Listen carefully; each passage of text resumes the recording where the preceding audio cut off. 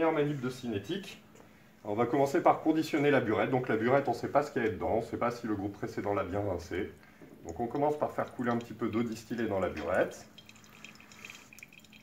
Et ensuite, on va conditionner la burette. Donc conditionner la burette, c'est-à-dire qu'on va commencer à verser dans la burette la solution titrante, qui est la solution de thiosulfate de sodium.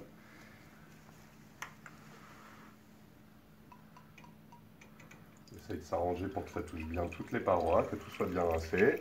Et au bout d'un moment, on peut fermer le robinet et on remplit la burette. Et là, j'en ai mis un peu à côté.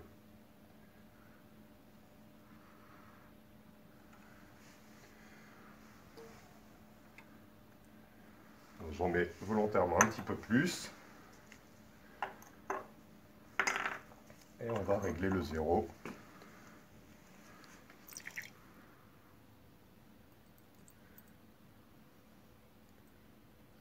L'objectif, c'est que le bas du ménisque soit sur la graduation. Voilà. Donc la burette, elle est conditionnée. On va essuyer un petit peu la cochonnerie. Très bien. Donc maintenant, on peut préparer notre Erlenmeyer dans lequel va avoir lieu la titration. Donc on a déjà introduit un barreau aimanté.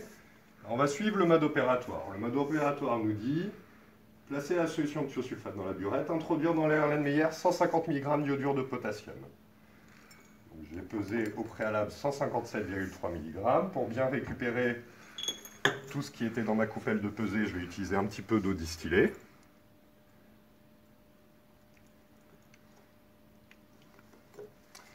Voilà.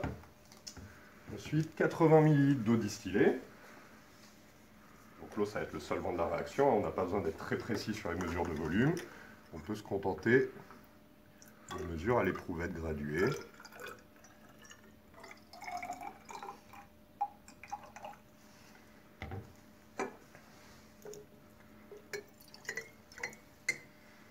Hop. Ensuite, 20 ml de la solution d'acide sulfurique. 1 mol par litre.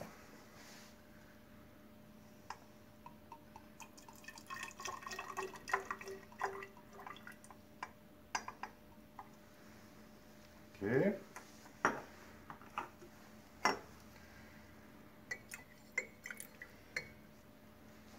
Et 5 gouttes d'emploi d'amidon.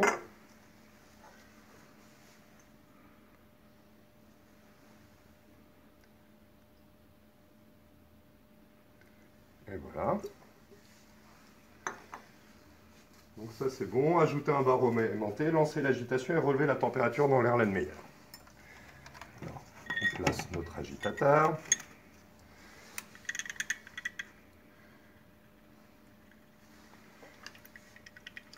On va relever la température.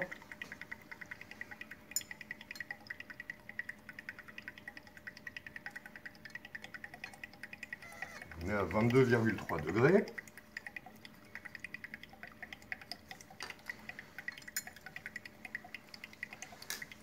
Et donc maintenant, on commence par introduire un premier millilitre de la solution de thiosulfate de sodium. Ça, quand on rajoutera l'eau oxygénée, on aura directement du réducteur pour réduire le diode qui sera formé.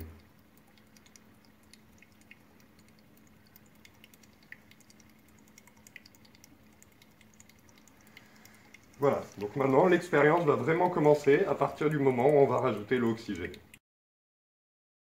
On a eu un petit bug avec le caméraman, il a fait une photo au lieu de faire une vidéo. Donc normalement vous devriez me voir additionner l'eau oxygénée dans l'Erlenmeyer et au moment où je l'additionne, je déclenche le chronomètre. C'est le temps zéro de la réaction et à partir de ce moment-là, j'attends que la solution se recolore à nouveau et dès que j'aperçois la coloration caractéristique de l'iode, je note le temps et je rajoute à nouveau un millilitre de thiosulfate.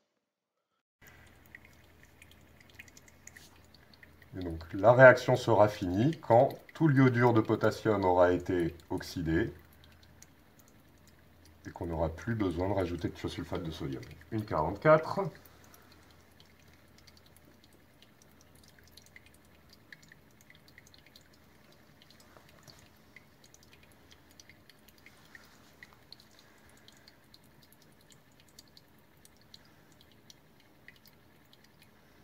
On peut déjà voir que le deuxième intervalle de temps était un petit peu plus court que le premier.